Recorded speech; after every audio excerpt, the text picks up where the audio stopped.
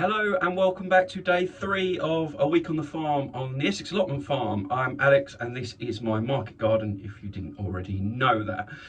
Now, we've had another massive dumping of rain overnight. Things are absolutely soaked again, including some surface water, which I'll show you in a minute.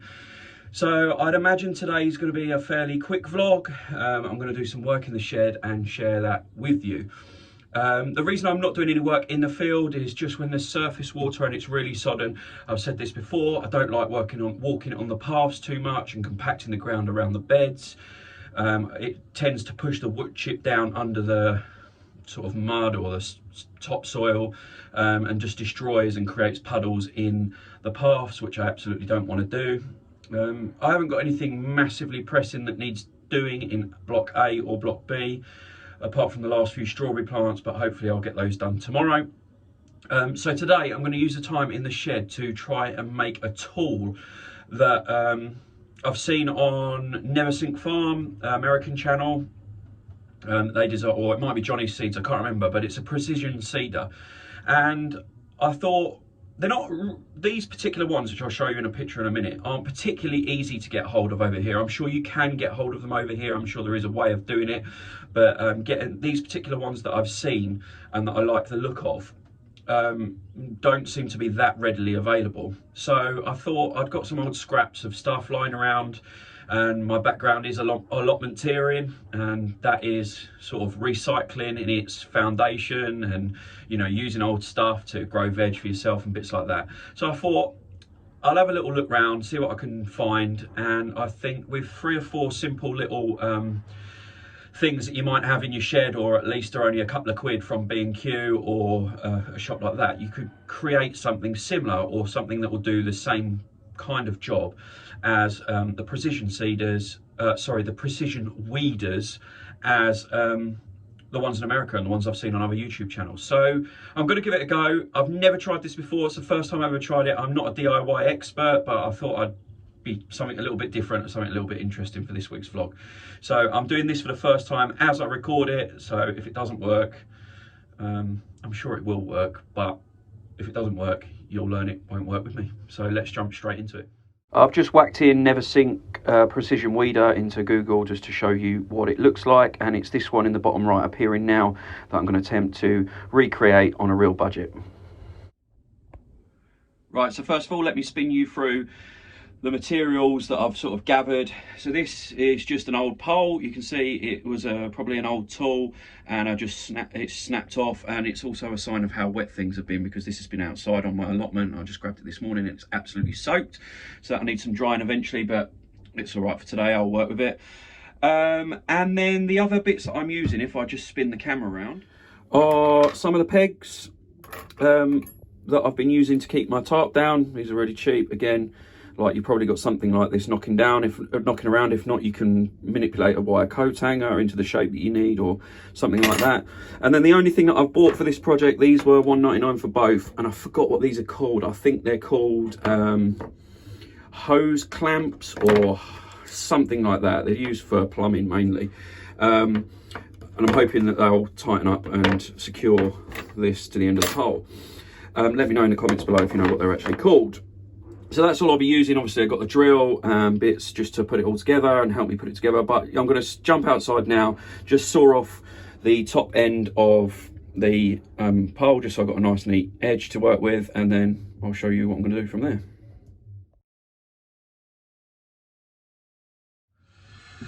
Right, so I didn't do it outside because it started raining again, but I've cut the top off just to neaten the edge. The next thing I'm going to do is use a drill, which I put a drill bit in. I think it's 4mm maybe. I'm not a DIY person.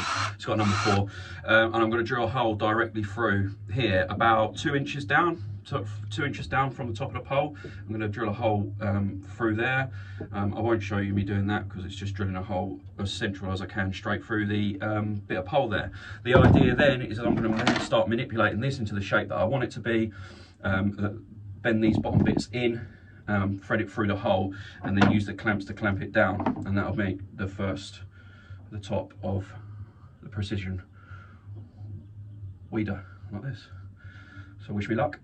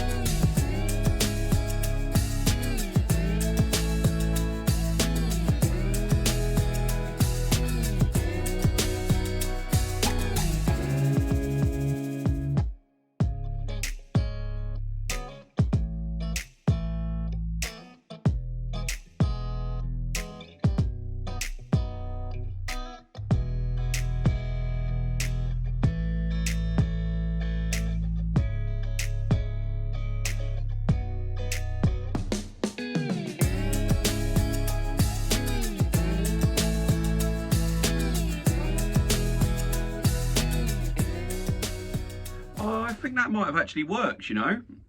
It feels super sturdy and nice and tight.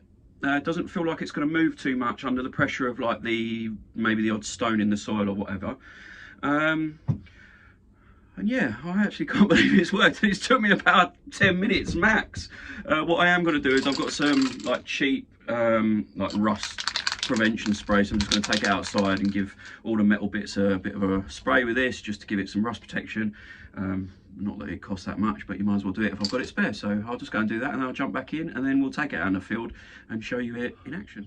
That was honestly amazing. It's just out there drying from the spray paint now. I'll just put the lid back on the spray paint and put that back. But yeah, no, that honestly I've never tried that before. I can't believe how easy it was, how the idea in my head's worked. So I'm going to jump out in the field now, show you it in action. I suppose the reason I've got it is because the reason I want something this precise and this small and petite is to get in between those really intensive rows that I'll be planting. I'll show you on the lettuce that I've put in there already. It's a little bit gappy now because I've harvested some whole heads, but you get the idea that this is a really small, you know, a really small headed weeder, so you can get into those really tight rows. And in bio-intensive market gardening, you need something that comes in that. And that's why I never think of design the first sort of version of it, or the better and proper version of it. And I just thought I'd try and mock up my own. So let me go and show you it in the field.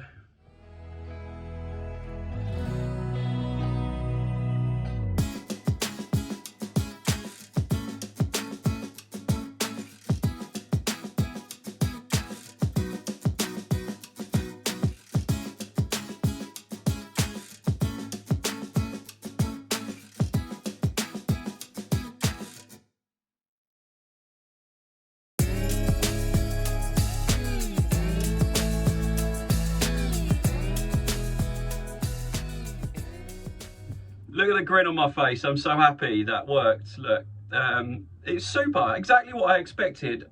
I am genuinely shocked. I'm not a DIY person. I hope you can tell, and this is sincere. You know, first go at making this has actually worked. It works fantastic. It's exactly what I wanted, and it cost, what, a couple of quid? So you can get yourself a precision weeder for the price of a bag of chips. I hope you enjoyed today's daily vlog. I most certainly did enjoy filming it because everything went well, and I'll see you again tomorrow.